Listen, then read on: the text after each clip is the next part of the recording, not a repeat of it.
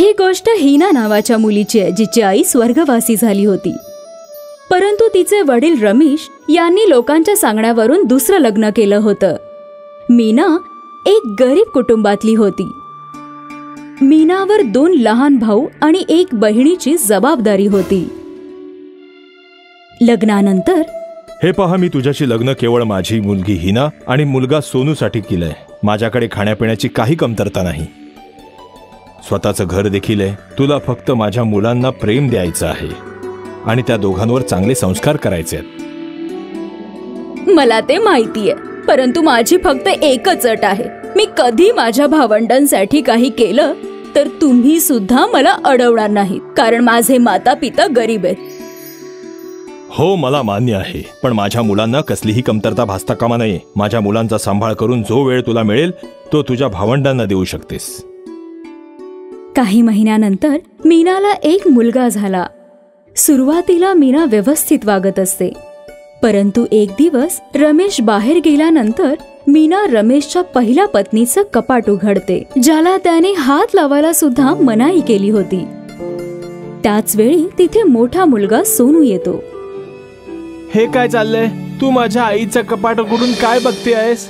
बाबांनी हात लावायचा नाही असं सांगितलं आहे ना?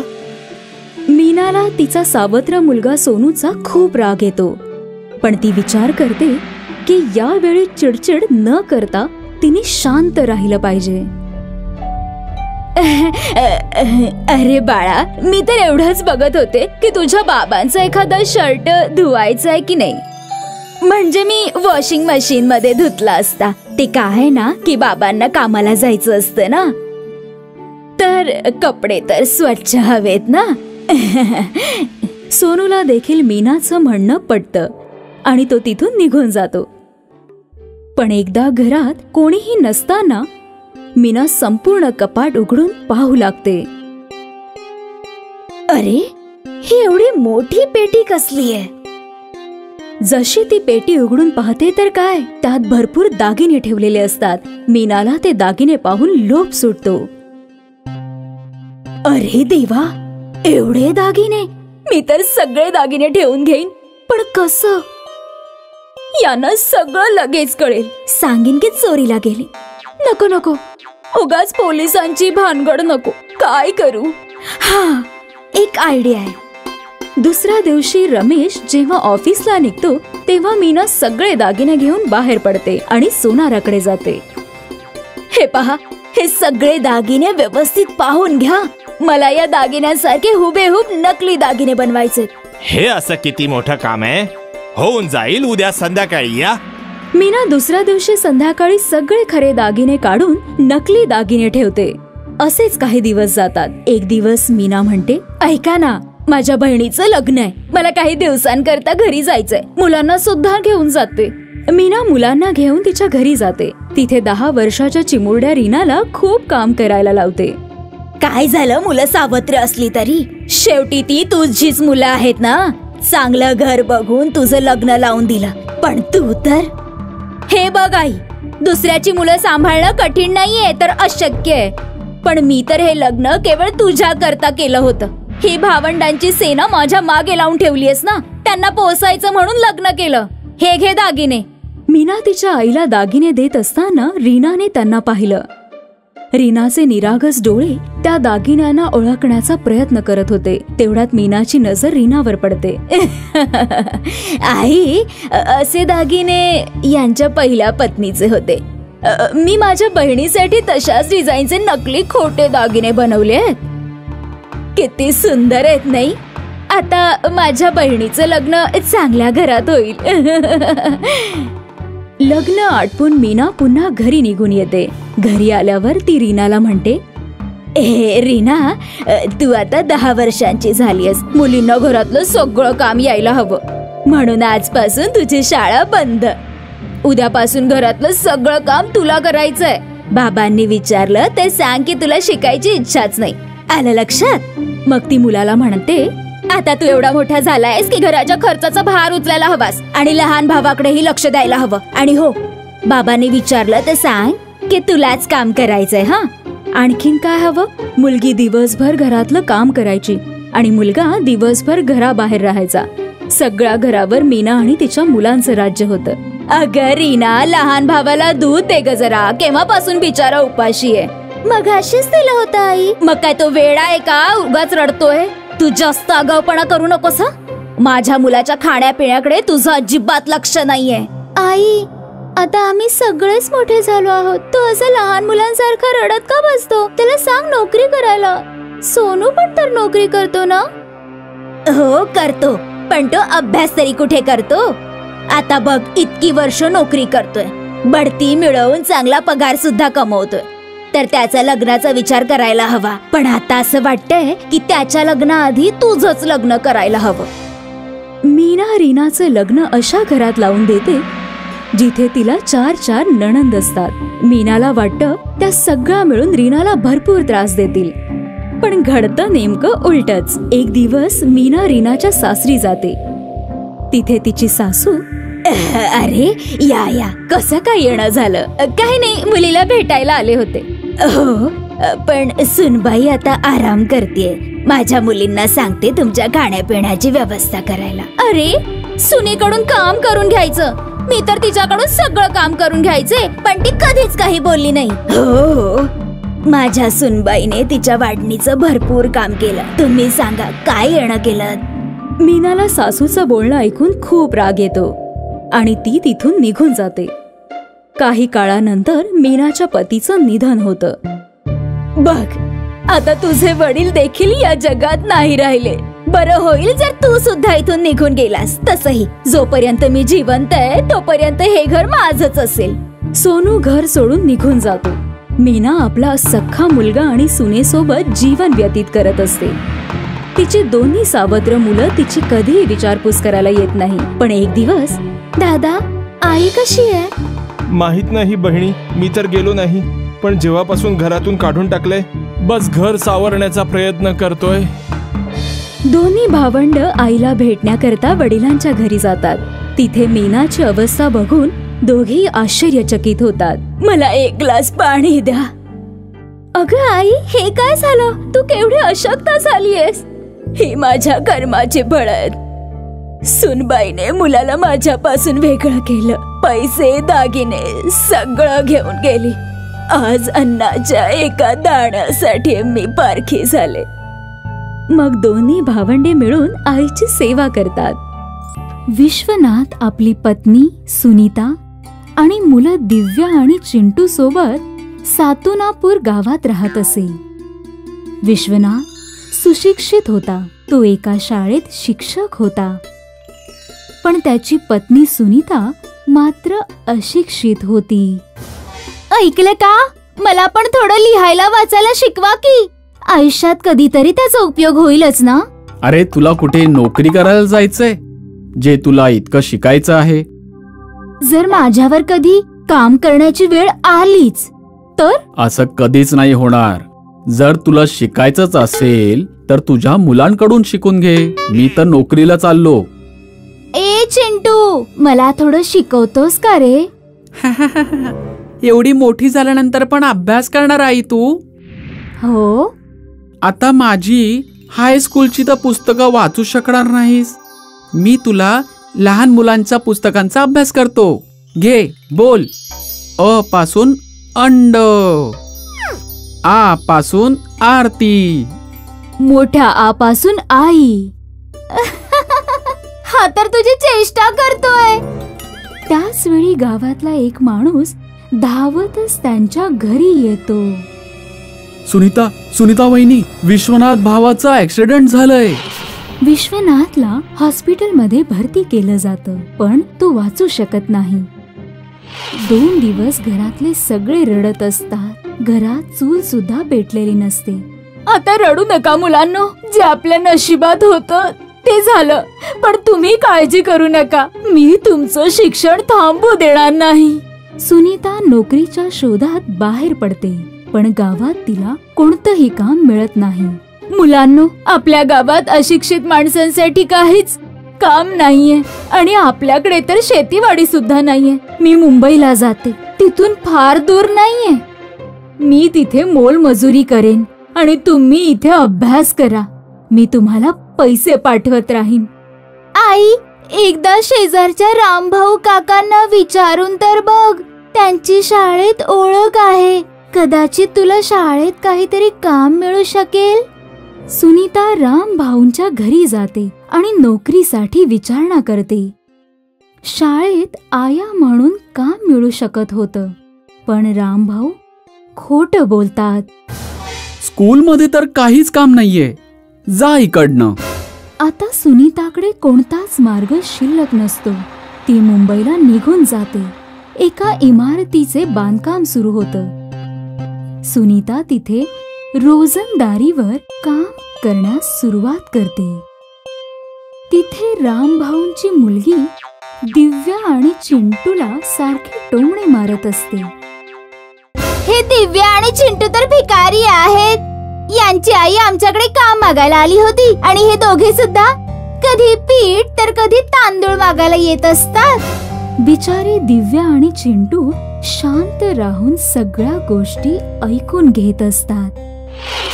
1 महिना काम केल्यानंतर सुनीताकडे 15,000 रुपये जमा होतात. सुनीता मुकादमला विचारते, मुकादम साहेब, मी सतुनापूरची राहणारी आहे. मला माझ्या मुलांसाठी पैसे पाठवायचे आहेत. अच्छा, सतुनापूर, तिथे तर माझे नातेवाईक राहतात. मी तिकडे ये जा करत असतो. दे पैसे, मला दे, मी त्यांना देतो. मुकादम पैसे पाठवण्याच्या निमित्ताने अशिक्षित मजुरांचे पैसे चोरत असे. सुरुवातीचे काही महिने मुकादमने चिंटू आणि दिव्याला सगळे पैसे दिले. म्हणजे सुनीता त्याला जितके पैसे देत होती ते सगळे पैसे तिच्या मुलांना नेऊन देत असे. पण नंतर त्याने बेईमानी करायला सुरुवात केली. सुनीताने जर 10,000 रुपये दिले तर तो मुलांना मात्र फक्त 5,000 रुपये देत असे. काका, यावेळी फक्त 5,000? बाळा, तुझी आई आजारी आहे. तिने फक्त 15 दिवस काम केलं म्हणून. अनेक वेळा मुकादम सगळीच्या सगळी रक्कम देखील हडप करत असे. अशा प्रकारे काही वर्षे गेली. दिव्या आणि चिंटूचं शालेय शिक्षण पूर्ण झालं. एक दिवस ते आपल्या आईला भेटण्यासाठी मुंबईला गेले. तेव्हा त्यांना समजलं की मुकादमने त्यांचे बरेचसे पैसे हडप केले आहेत. ते तिघेही मुकादमच्या समोर जाऊन उभे राहिले. मुकादम साहेब, तुम्ही हे ठीक नाही केलं.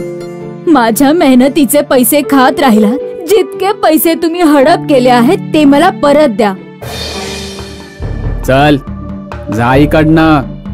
तू माझं काही बिघडवू शकत नाहीस. सुनीता आणि तिच्या मुलांच्या डोळ्यात पाणी येतं. चल आई, आपण घरी जाऊ. आता तुला मजुरी करण्याची काहीच गरज नाहीये. आम्ही दोघांनीही मुलांचे ट्युशन घ्यायला सुरुवात केली आहे. चिंटू आणि दिव्या आपल्या आईला घरी घेऊन येतात. दोघेही कॉलेजमध्ये जात असत आणि ट्युशन सुद्धा घेत असत. पदवी परीक्षा पास झाल्यावर दिव्या शिक्षिका बनते आणि चिंटू खूप मेहनत करून मुंबई पोलिसांमध्ये भरती होतो. चिंटूची नेमणूक त्याच भागात होते जिथे मुकादम राहत असतो. काय, ओळखलंस मला? मुकादम चिंटूची माफी मागतो. मला माफ कर. पाहिजे तर माझ्याकडून सगळे पैसे घेऊन टाक, पण मला माफ कर. मला माझे पैसे नकोत, पण तू ज्यांचे ज्यांचे आजपर्यंत पैसे मारले आहेस त्यांचे पैसे परत कर. आणि परत कधी चोरी केलीस तर लक्षात ठेव, सोडणार नाही तुला. मुकादम सगळ्या मजुरांचे पैसे परत देतो आणि त्यानंतर असे मजुरांचे पैसे चोरणे सोडून देतो. कमलपूर नावाचं एक गाव होतं. तिथे एक गरीब परिवार राहत होता. मीना आणि तिची सून प्रिया कमलपूरमध्ये राहत होते. प्रियाचा पती मुकेश शहरात कमवायला गेला होता. त्यांचं घर खूप मुश्किलीने चालत होतं. दोन्ही सास-सुना खूप मोठ्या मुश्किलीने आपल्या दोघींचं भागवत होती. खर्चासाठी त्यांच्या घरी 2 गाय आणि 1 म्हैस होती. पण त्या दोन्ही गायी चारा न मिळाल्यामुळे खूप कमजोर झाली होती. दोन्ही सास-सुना खूप मोठ्या मुश्किलीने आपली आणि जनावरांची व्यवस्था करायची. अगं सुनबाई, ए सुनबाई, आज जेवणात काय बनवलंयस? खूपच भूक लागलीये. बनतंय सासूबाई. आपल्याकडे फक्त डाळ भातच आहे आणि तुम्ही प्रश्नावर प्रश्न विचारताय. प्रियाचं बोलणं ऐकून सासू खूप निराश होते आणि वरण भात खाऊन झोपायला जाते. त्यांच्या घरी पोस्टमॅन येऊन पत्र देऊन जातो. प्रिया त्या पत्राला घेऊन आपल्या सासूजवळ जाते. सासूबाई, ओ सासूबाई, हे बघा, आपल्याकडे चिठ्ठी आलीये. कोण आलंय ग? कशाला आरडाओरडा करून घराला डोक्यावर घेतेस? सासूबाई, पोस्टमॅन आला होता आणि एक चिठ्ठी देऊन गेला. तुम्ही विचारणार नाहीत की याच्यामध्ये काय लिहिलंय ते? अच्छा, पोस्टमॅन आला होता. सांग वाचून जरा, काय लिहिलंय या चिठ्ठीमध्ये?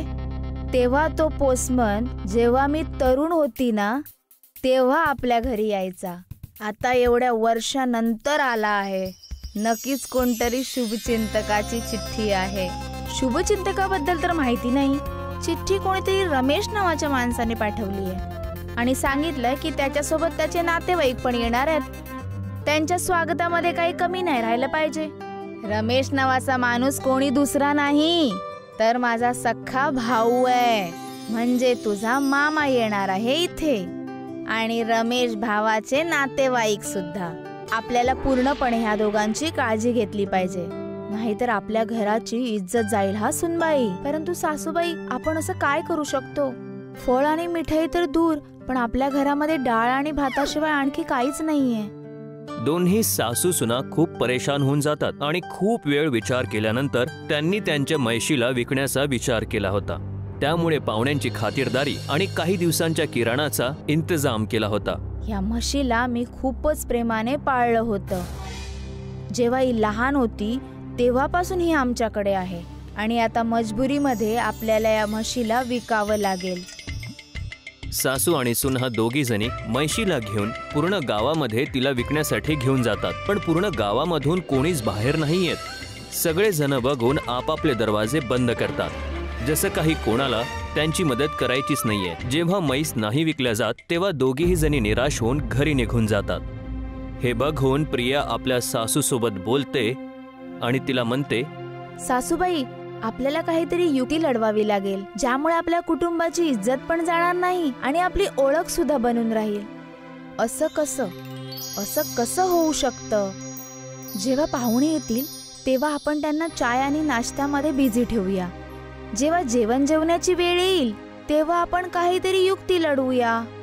दोघींनीही खूप वेळेपर्यंत विचार केला आणि सासूने आपली चुप्पी तोडून बोलली, सुनबाई, माझ्याकडे एक कल्पना आहे.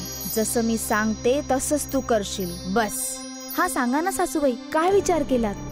जसं जेवणाची वेळ येईल तू किचन मधून भांड पाडण्याचा आवाज कर आणि जेव्हा मी तुला विचारणार तेव्हा तू सांगशील, जे जेवण तू बनवलं होतंस ते सगळं पडलं. आणि नंतर त्यामुळे काय होईल? असं तुला 2 वेळा करायचंय सुनबाई. तुला 2 वेळा भांड किचन मध्ये ठेवून पाडायची आहेत. जेव्हा मी तुला पहिल्यांदा सांगेल तेव्हा तू सांगशील की चिकन पडलंय आणि जेव्हा दुसऱ्यांदा विचारेन तेव्हा तू सांगशील की पनीर पडलंय. अरे वा सासूबाई, ही तर खूपच छान युक्ती आहे. असेच माझे केस पांढरे नाही झाले आहेत. हाच तर माझा अनुभव आहे. हा, मला समजलं सासूबाई. आपण फक्त असंच करूया. सासू आणि प्रिया दोघीही जणी पाहुण्यांची वाट बघत असते. काही वेळानंतर रमेश मामाजी आणि त्यांचे सासरे दोघेही एका लंब्या गाडीमधून घराच्या अंगणामध्ये येतात. अरे, कुठे आहे माझी बहीण? बघ, तुझा भाऊ तुला भेटायला आलेला आहे.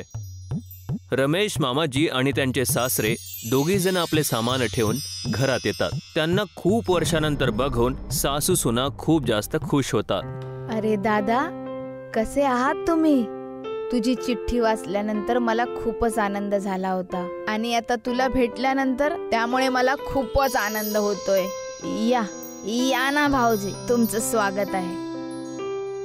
पाहुण्यांचा सत्कार करून दोघांनाही घरी बोलून त्यांचा पाहुणचार केला. घरातल्या सुनेने त्यांना खूप चांगला चहा आणि मॅगी दिली. ही आहे आमच्या घरातली सुनबाई प्रिया. हा, नमस्कार. दोन्ही पाहुण्यांनी प्रियाच्या हातचा चहा पिऊन खूप तारीफ केली. पण जेवणाची वेळ झाली होती. सासूबाई, मला तर भीती वाटतीये. आपण जसा विचार केला तसं काहीच झालं नाही तर? अरे पागल, घाबरू नकोस. सगळं नीट होईल आणि आपण सगळं सांभाळून घेऊ. जसं सासू आणि सुनेनं विचार केला होता तसंच झालं. जेवणाच्या वेळेस प्रियाने किचन मधून भांड पडण्याचा आवाज केला. हा आवाज कसला आला सुनबाई? काय झालं? चिकन बिर्याणी जी बनवली होती ना सासूबाई, ती पडली. आता काय करू? अरे एक काम कर ना सुनबाई, फ्रीज मध्ये पनीर ठेवलंय बघ, त्याला बनव ना. प्रियाने काही वेळपर्यंत वाट बघितली आणि त्यानंतर तिने परत भांड आपटलं. त्याचा आवाज पूर्ण हॉलमध्ये पसरत होता. काय झालं सुनबाई? हा आवाज कसला आहे? सासूबाई, पनीर सुद्धा पडलं. अरे बिचारी, जेवढं काम करतीये ते सगळं खाली पडतंय. अरे काही प्रॉब्लेम नाही, त्यांना सांगा घरी वरण भात सुद्धा असेल, त्यांनाच बनवून खाऊन घाला. दोन्ही सासू सुनेनं जसा विचार केला होता तसंच झालं. पाहुणे वरण भातासाठीच मानले. जेव्हा प्रियाने वरण भात बनवला तेव्हा पाहुणे आणि सासू दोघेही गप्पे मारत होते. आणि तेव्हा अचानकपणे किचन मधून तिसऱ्यांदा आवाज आला. काय झालं सुनबाई? आता कसला आवाज आलाय? सासूबाई, मी जो डाळ भात बनवला होता ना, ती पण पडली. जेव्हा सासूने हे ऐकलं तेव्हा तिला एकदम घाम फुटला आणि पळत पळत किचनकडे आली. अगं मूर्ख मुली, हे काय केलंस तू? आता आपण काय वाढणार त्यांना? मला माफ करा सासूबाई.